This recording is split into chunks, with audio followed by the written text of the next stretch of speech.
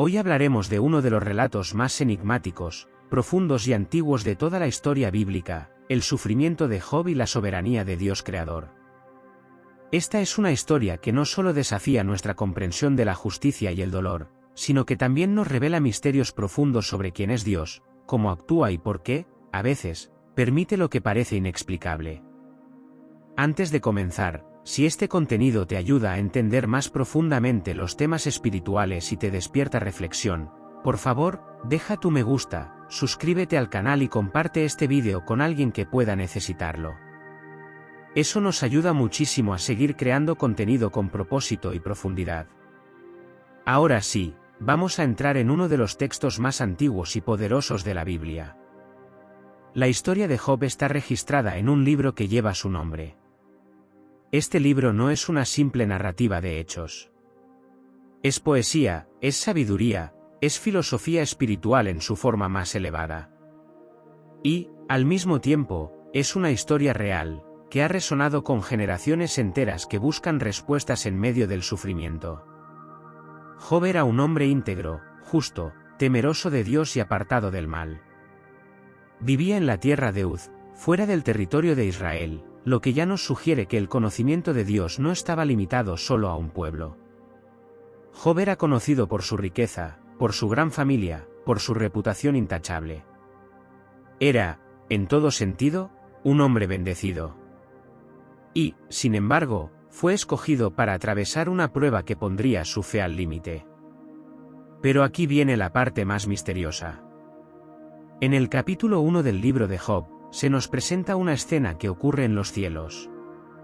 Los hijos de Dios se presentan ante él, y entre ellos también aparece Satanás. Este nombre no es un nombre propio en hebreo, sino un título, el acusador, el adversario. Dios le pregunta de dónde viene, y él responde que ha estado recorriendo la tierra. Entonces Dios le habla de Job: ¿has considerado a mi siervo Job? No hay otro como él.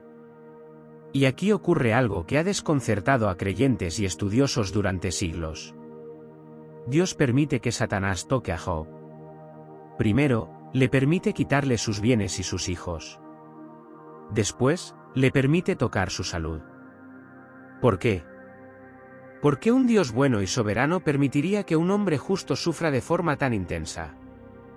Algunos interpretan que esta es una especie de apuesta celestial, pero sería un error pensar que Dios juega con la vida humana. No es una apuesta, sino una exposición de realidades invisibles a los ojos humanos. Job no sabía lo que estaba ocurriendo en los cielos. Él solo vio cómo su mundo se desmoronaba. En poco tiempo, Job perdió sus animales, sus siervos, sus hijos, y finalmente, su salud. Su cuerpo quedó cubierto de llagas, y se sentó en ceniza, rascándose con un pedazo de cerámica. Su esposa, en medio del dolor, le dice que maldiga a Dios y muera. Pero Job responde con una frase poderosa: recibiremos de Dios el bien, y no el mal. En todo esto, dice el texto, Job no pecó con sus labios. La historia entonces se vuelve aún más intensa cuando tres amigos vienen a visitarlo: Elifaz, Bildad y Zofar. En lugar de consolarlo, lo acusan de haber pecado. Según su lógica, si Job está sufriendo, es porque ha hecho algo malo. Pero Job se defiende. Él sabe que no ha hecho nada para merecer ese castigo. Su dolor es físico, emocional y también espiritual. Y aquí entramos en uno de los ejes centrales del libro: ¿por qué sufren los justos? ¿Puede existir sufrimiento sin culpa? ¿Dios castiga siempre por causa del pecado? La teología tradicional de sus amigos no puede explicar lo que le ocurre a Job. Ellos representan la visión de causa y efecto: si sufres, es porque hiciste algo malo. Pero Job rompe con esa idea. Su sufrimiento es injusto, al menos desde la perspectiva humana. Job clama a Dios. No entiende por qué le pasa lo que le pasa. A veces le habla con reverencia, otras veces con desesperación. Le exige respuestas.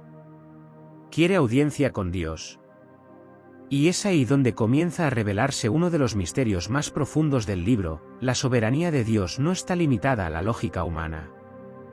Dios no actúa siempre según nuestros esquemas. No siempre responde con explicaciones, sino con revelación. En los capítulos finales, Dios le responde a Job desde un torbellino. No le explica por qué sufrió. No le da detalles del diálogo celestial con el acusador. En lugar de eso, le hace preguntas. Muchas preguntas. Le pregunta si él estuvo presente cuando se fundaron los cimientos del mundo. Si puede ordenar al sol que se levante. Si comprende cómo se forman las nubes o cómo se gobiernan los animales salvajes. Job queda en silencio. ¿Y qué significa esto?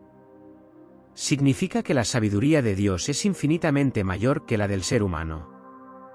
Que el universo es más complejo de lo que podemos imaginar. Que hay propósitos que no vemos, porque están más allá de nuestra comprensión. Job no necesitaba entender todo, necesitaba confiar en Dios. Y eso es, al final, lo que hace. Se humilla, reconoce su pequeñez y declara: de oídas te había oído, pero ahora mis ojos te ven. Esa es una de las frases más impactantes de toda la Biblia. Job pasa del conocimiento teórico de Dios a un encuentro personal. Su sufrimiento no fue en vano.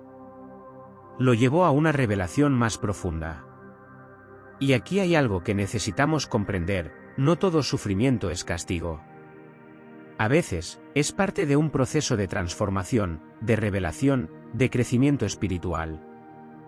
La soberanía de Dios significa que Él tiene control sobre todas las cosas, incluso cuando no las entendemos. Él no necesita permiso para ser Dios.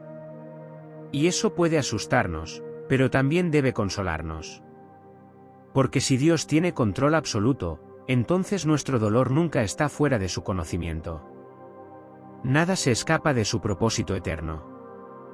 El libro de Job no responde todas las preguntas, pero sí nos muestra el camino. Nos enseña que en medio del sufrimiento, podemos mantenernos íntegros.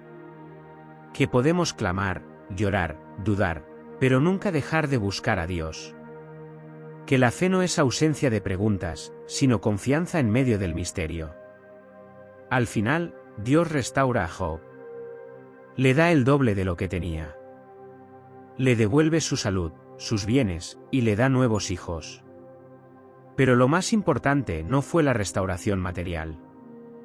Fue la transformación espiritual.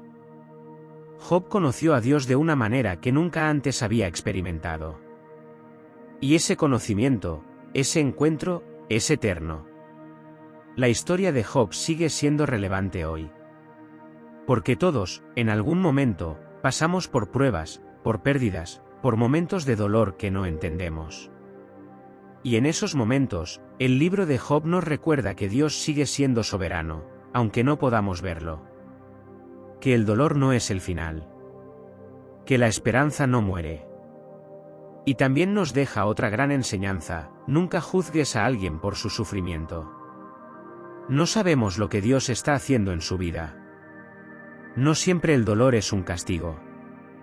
A veces, es una plataforma para una revelación mayor. Los amigos de Job tenían teología, pero les faltaba compasión. Y eso es un peligro real también hoy. Dios no teme nuestras preguntas, pero no siempre nos dará respuestas. A veces, su silencio es más profundo que cualquier explicación. Porque su presencia es suficiente. Y eso es lo que Job descubrió. El libro de Job es un eco eterno. Una voz que resuena a través de los siglos, recordándonos que el sufrimiento no es el fin, que hay un Dios soberano que ve, que escucha y que actúa. Y que aunque no entendamos el porqué, podemos confiar en el quién. Si estás pasando por un momento difícil, quiero decirte algo: no estás solo. El Dios que sostuvo a Job, también puede sostenerte a ti. Tal vez hoy no entiendes lo que estás viviendo, pero hay una historia más grande, un propósito más profundo. Y ese propósito siempre incluye el amor de Dios. Gracias por haber llegado hasta aquí. Si este vídeo tocó tu corazón, si te hizo pensar, si te ayudó a ver las cosas desde otra perspectiva, te invito a que te suscribas al canal, le des me gusta al vídeo y lo compartas. Hay muchas personas que también están buscando respuestas. Seamos parte de un eco eterno que lleva verdad, esperanza y fe. Hasta el próximo vídeo. Y recuerda, aunque no entiendas el plan, confía en el autor.